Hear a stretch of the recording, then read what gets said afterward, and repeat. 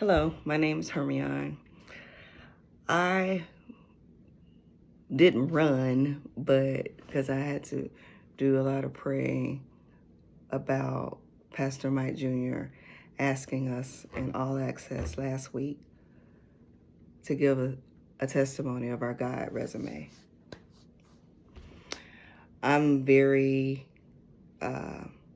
quiet. I'm very reserved, and I usually don't talk a lot. I'm not a Facebook Live, TikTok Live, Instagram Live. I'll watch them, but I don't usually do them because somewhere along the line during my life, my voice was stolen. And I just felt like nobody ever wanted to listen to me or hear me. I could write my testimony, but I really couldn't tell it. So when Pastor Mike asked us to do this, I was like, okay, God, I've been praying for a boldness to speak.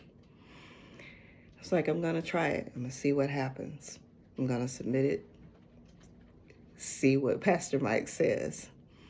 So a resume has sections. Well, mine does, at least. And usually that section, you get the bullet points as to you have what happened and then the great parts about what happened in that area. So I'm going to talk about my move to Texas. It all started back in April of 2011. April 27, 2011. My then I think it was not 2.5, probably about 25 months, year old son, we were victims of the tornado. We were staying on the first floor of an apartment in Fultondale off Highway 31. And our apartment, the top floors got ripped off of the building. And my son and I were at the bottom floor with a mattress over us in a closet. And that's what saved our lives. Not that actually saved our lives, but during the whole time where the building was shaking and the glass was breaking and you heard this rumbling, like they say, it does sound like a freight train. All I kept saying was Jesus, Jesus, Jesus, Jesus. Because I didn't know what to do. I didn't know where we were going to end up. I didn't know what was going to happen. But God brought us through because I called on his name. That happened April 27th, 2011. I lost everything. We had to end up moving in with my mom, my son, and I. Couldn't get my head together as to what I was going to do next. And then I had my child support court date on May 2nd, 2011. So 5 days later, I had to be in court trying to get child support from my child's father. Now, God and we had a relationship, and I told God, I said, God, I don't feel like I should have to beg a man to pay for his child. So I was like, so God, I'm going to write the judge. And I talked to him just like this. I'm going to write the judge and tell him I don't want any child support. I'll be okay. And I wrote the judge, and the judge, she looked at me and she was just like, baby, she said, because you've been in this storm and you've lost everything, she said, I can't not give you child support. She says, and normally we don't do back child support because he would have owed me from the time my son was born until now. At that time, for some reason, she said they had stopped doing it. But she said, I'm going to give you back child support. She said, so she settled on the amount of $10,000. And he came up and he said, Your Honor, I can't pay that. He just came up with all types of excuses. She said, well, you go and you negotiate with him. And so we negotiated, and I came down to 5. So I was like, okay. That was May 2nd, 2011. It was awarded to me, but I didn't get it right away. So because my world has been disrupted, I've lost everything. I'm trying to figure out what I'm going to do next. Feeling defeated about the court date. Never, ever in a million years I thought I was going to be a single parent, but I am. And I started, God told me, he was like, you need to move to Texas. And I was like, God, that's pretty far. I don't know anybody. And he was like, you need to move to Texas.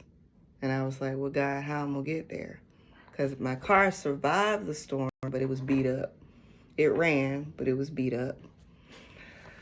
So I said, okay, God, I'll try to go to Texas. So I began to look for jobs in Texas and just trying to figure out the lay of the land, and didn't really know. I was fasting and praying. And it continued on. I told people, it's like, I'm moving to Texas. And they were like, you got a 2-year-old girl. You have lost your complete mind. How you gonna drive to Texas with a 2-year-old on a car seat? And I was like, yeah, I know. But God is all I got, because I feel like I don't have anything here. So one Sunday, I'm watching T.D. Jakes, because that was my pastor at the time. That was whom I listened to. He preached the sermon called Don't Die in Your Nest, which, if you go back and you look it up and you listen to it, it was speaking about everything that I was feeling. Like I didn't belong. Like I'm sitting in situations and circumstances that I helped create because of the trauma that I experienced in my life, but it shouldn't be my life. So I knew I was supposed to be living different, but I didn't know how to get to different. So I remember he also taught us that if you hear a word, you sow a seed on the word. And he asked if you would sow the seed, because it was based on the scripture, Deuteronomy 32:11. So I sent him a check for $32.11, because I wanted to get rid of the things that I grew up in. I was nested in: sexual perversion, insecurity, poverty mindset. Those are just a few of the things. I wrote a list, and I wrote it next to Deuteronomy 32:11. But at any rate, I sowed that seed, and then immediately the next week I got a call for an interview. I think he preached that sermon like in June. I got a call for an interview, mustered up enough money to drive out for the interview. They loved me. I was like, okay, God, I see you working. But where we gonna live? Because I'm not really established enough to sign a lease or to get an apartment before we move out here. And when I came back, I was out there, I found out about a family friend whom she had just moved out there. And she was like, sure, you and your son can come stay with me until you get yourself on your feet. So I had to go back out there for a second interview just to make sure. And this was the one that they were going to talk about money. So they said, yes, ma'am, we want you. It's $48,000 a year. I was like, okay, God, it's not a lot, but I'm going to take it. I'm finna walk with you. I'm finna see what you're talking about. So for that second interview, we're out there, and I took my son with me this time. And I was like, okay, God, The school year starts in August. I need money to get here. I can't stay here a long time. I'm thinking 5 steps ahead. I got to get an apartment. I got to get furniture. I got to, and I don't have anything. So in July, that's when I did the second interview.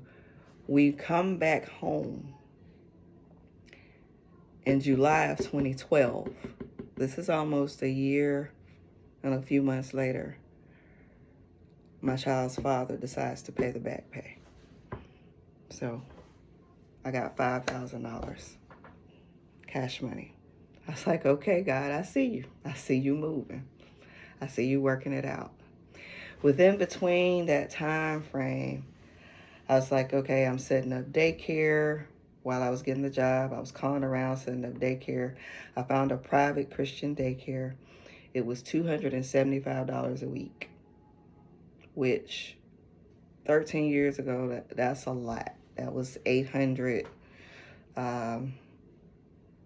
It was over $1,000 a month to pay for childcare, but I wanted the best for my son because my son is very bright.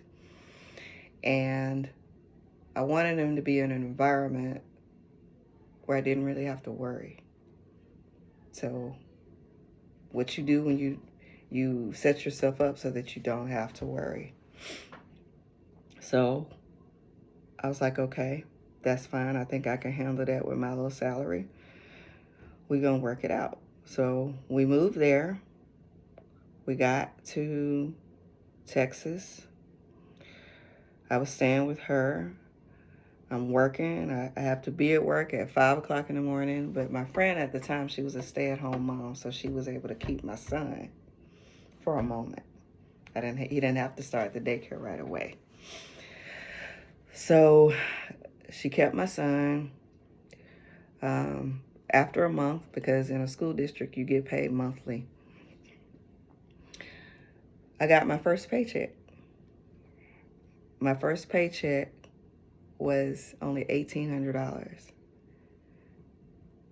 And I was like, oh, maybe because it's half a month. I'm thinking, what's going on? The next month came. I was like, okay, I should get a full month of $48,000. It was still $1,800. And so I called the Human Resource Department. I said, they promised me $48,000. And she said, why? I said, because I have a degree. She said, well, did you submit? Did you send in your school transcript? I was like, yes, ma'am. And I left the job and went up to their office and I brought all my credentials. I was like, y'all owe me some money. And I was like, well, we're sorry. We thought we could pay you that, but we can't.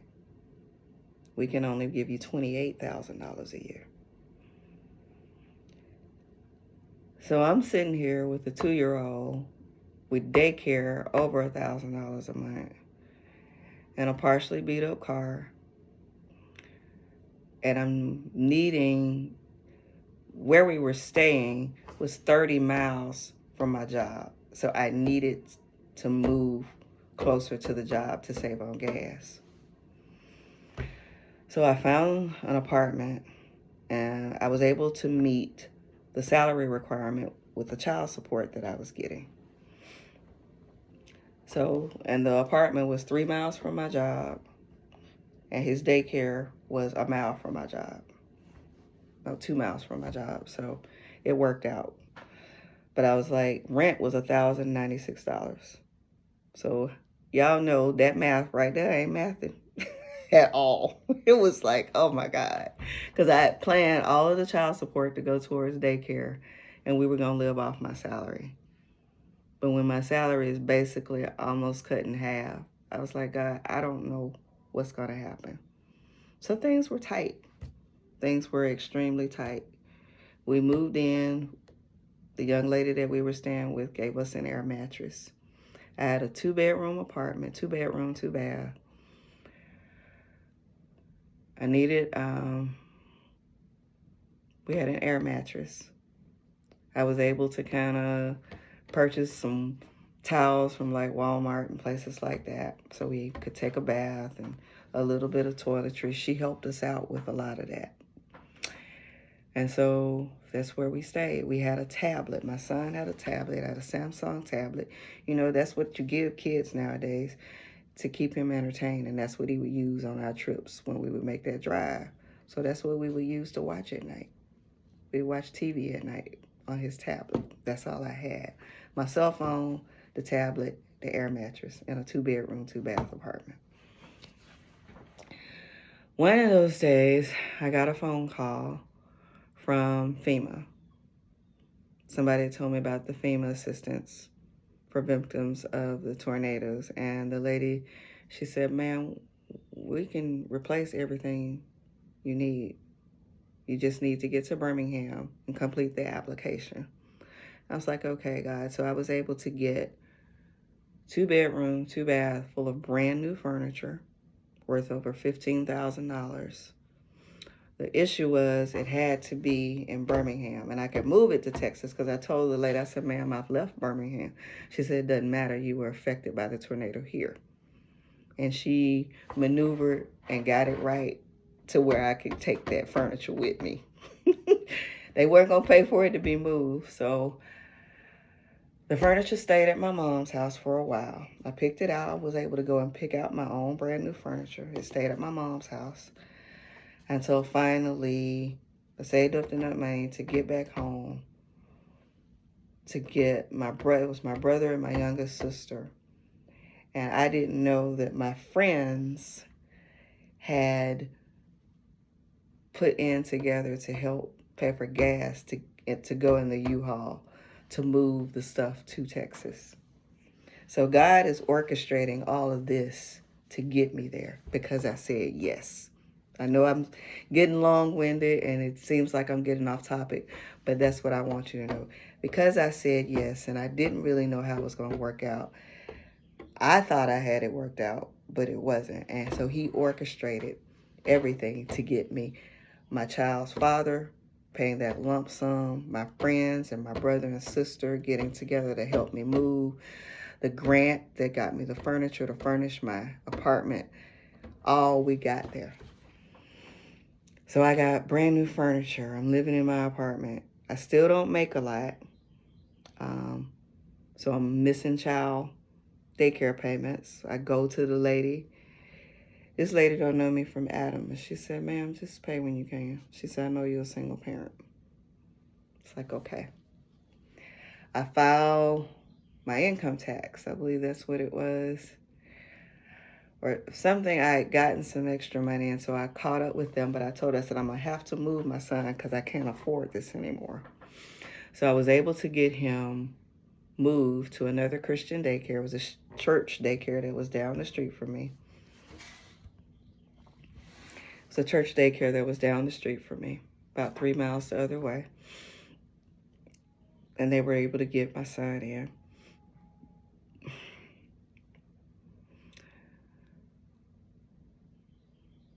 Because things were so tight. Like there would be days I didn't have gas to get to work.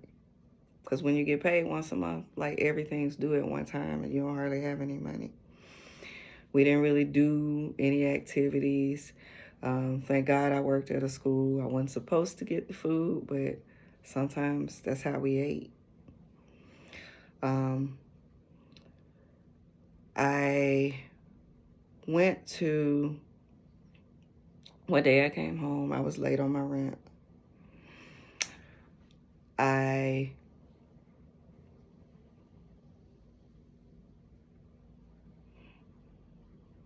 We didn't go to the Potter's house in Dallas.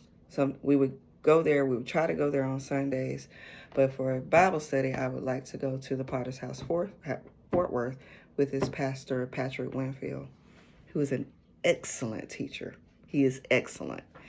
And because I just knew that this was my quest to get to know God more and more and more. So I would go to Bible study, and because, again, he told me, he was like, one night at Bible study, he was like, "I need you to sow a seed if you need something." And I knew I had that eviction notice, and I didn't know what I was going to do. So I paid I had $50. I put $30 in as a seed, and I kept 20 because I knew we were going to need gas. I get to work. I think it was like January. When you're in school, when you work for a school district, you get paid in the middle of December, and then you don't get another check till the end of January. So ask anybody that teaches school. It's a real thing. And you be struggling for the 45 days. But I got the eviction notice during that time frame. So I called the lady at the front office. I was like, ma'am, I don't get paid again until January 31st, and everything else. My car note was behind. My car insurance was all, like, everything was just off. So I go to Bible study. I pay the $30. I come to work the next day. I get an email from HR, and they're saying because it's some technical issue, instead of you being paid on January 31st, you're going to be paid. And I have to back up. She said I can only hold it until the 18th, and then I have to force the eviction through. This email states that we were going to be paid on the 18th. And we were also going to be paid on the 16th in February, because usually you have to wait till the end of the month. So that was God. That's another bullet point for him in Texas for me. We're moving along. My car note's behind. I'm doing all I can. I'm trying to do whatever I can. And when we're at the new daycare, we meet this young lady who's a stay-at-home mom. Like I often find God always introduces me to stay-at-home mothers. I kind of feel like that's what I was supposed to have been, but I just hadn't met the right guy yet. The right guy at that time. And she was a stay-at-home mom, and she said, your son has such bright eyes, and he speaks so well. She said, you can tell you spend a lot of time with him. I was like, yes, ma'am. This was a white lady, I think. I can't remember how old she was, but she was a little bit younger than I was. And she said, well, let's do play dates. So we started doing play dates. And every time we would go somewhere, she would want to pay. We went to the circus. We went to Six Flags Over Texas. We went to a water park. So this is how my child got to interact with things. Because people at my job were doing the same thing. Oh, my so-and-so birthday party at Chuck E. Cheese. Come on, you bring your son. And so this is how my baby got to meet people. That's how we got to meet people and interact with people while we were there. And he got activities. Well, one day I woke up.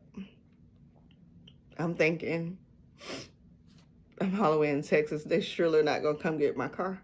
They repossessed my car. So I'm all the way in Texas. No way to get to work. Didn't know what I was going to do. And the thing was, we were supposed to have a play date with this lady this day after work. And I made up some excuse. I was like, oh, my car broke down. We ain't going to be able to make today's play date. I called my job, told them my car broke down.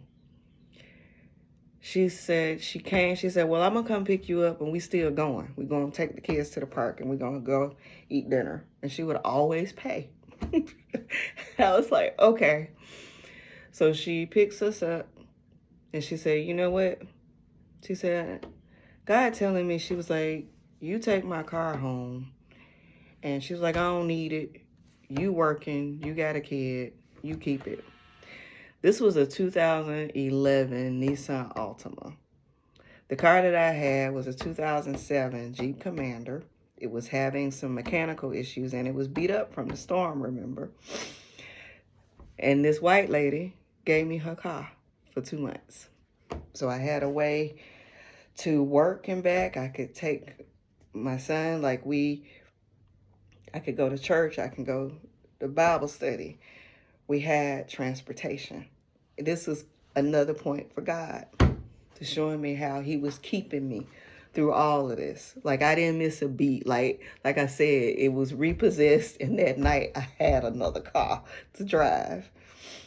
I told my family knew what was going on with me, and my brother had an extra car. So he was like, "You come home." And my coworkers, and I have my coworkers were they were so, like, they treated you like family. They treated you like family, which was a blessing. And one lady was like, "Well, I'll take you to catch the megabus," because at the time the megabus was getting very popular. So my son and I, we rode the megabus back home, got the car that my brother gave me, and we came back. And those are just the things that God was doing just in Texas. And so my point is that not only did God make a way for me to get there, God kept me. And then I finally said, "Okay, God, I'm ready, or I need to be making more money. I have an accounting degree. I can make more money than this." So I finally secured a job with the water department as an accountant for the city of Fort Worth. And there was a time frame issue as to the hours that we had to work. The daycare closed at 6. I didn't get off until 5:30 or 6 o'clock, I believe it was. And so I was always having an issue with picking him up from the daycare, or else you had to pay that extra amount. So I asked help from my family to see if somebody could come up and keep him so I could keep the job until I got him settled again. But they wouldn't. So they was like, "Just send him back home." So I withdrew him from the daycare. And those were the longest 2 or 3 months of my life, being without my baby. Because he would cry, and we would FaceTime, and I couldn't stand that. I didn't like that. That broke my heart. I was like, "God, I don't know if this you or not, but I don't think this you. I don't think you break up families. I don't think you break up families, God. So it must be time for me to go." So I resigned from the City of Fort Worth Water Department and prepared to move home, but I didn't have the money to move to a 2-bedroom apartment full of furniture home back to Birmingham so I could be with my child. So I met some other coworkers. She was kind of like my mentor at the school district. She was another lunchroom manager. And she and her husband put her arms around us, and her sister was a minister. And they were Church of God in Christ. So, Lord, those church services were, they were something else. So I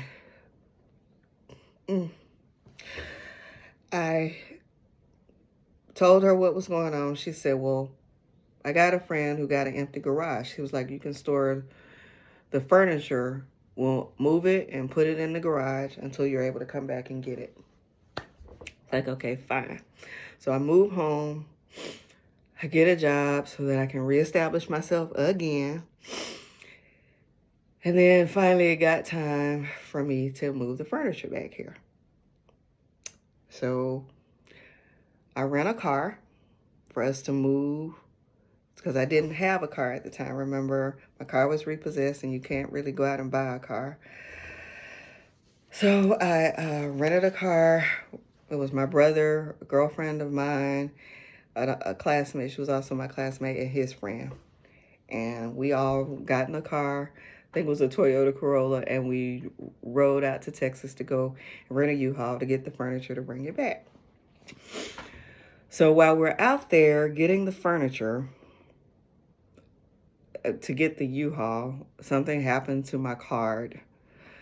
And my brother was able, he was always my ram in the bush. He was able to use his card to get the U-Haul for me. He was like, "You got to pay me back, though." I said, "Okay, I will." So we got the U-Haul. We went to dinner. We stayed. I paid for him and his friend's hotel room. I paid for mine and my friend. And we go to load up the U-Haul. We done loaded up the truck. We go to put gas in the U-Haul to hit to hit the highway to come back home. Gas begins to flow out of the bottom of the U-Haul truck. Like you put it in and the gas is flowing out on the yard. So the folks at the gas station, they didn't have to cut off the gas tanks. And I'm like, oh my God, what is this? I call U-Haul. They're like, okay, we're going to have to come. You can leave the contents on the U-Haul truck. We'll get it home. Y'all just go home. So we get back into the Toyota Corolla. We come home. U-Haul calls us. It was like a couple of days later. They had finally got all my items back to Birmingham. They said, Ms. Carnes, we are so sorry for the inconvenience that this has caused you. Please give us all the receipts of all the things that you have spent, every meal, every hotel room, the car rental, everything, and we're going to reimburse you for everything. So y'all, not only did God pay for me to get there, keep me while I was there, and then he paid for me to come back. What God orders, he pays for. So you don't have to worry about nothing. When I get teary-eyed because I'm so ashamed at how sometimes I second guess or I question God. That's just one instance. I have several more. I can sit down and tell you story after story after story, but I don't talk, which is why I'm forcing myself to do this video, because I never speak about it. I can write it down. I got it journal, but I need for y'all to know that God is real. Just Jesus, he is real. I am proof that Jesus is real. And I just want y'all to know that whatever he orders, he's going to pay for.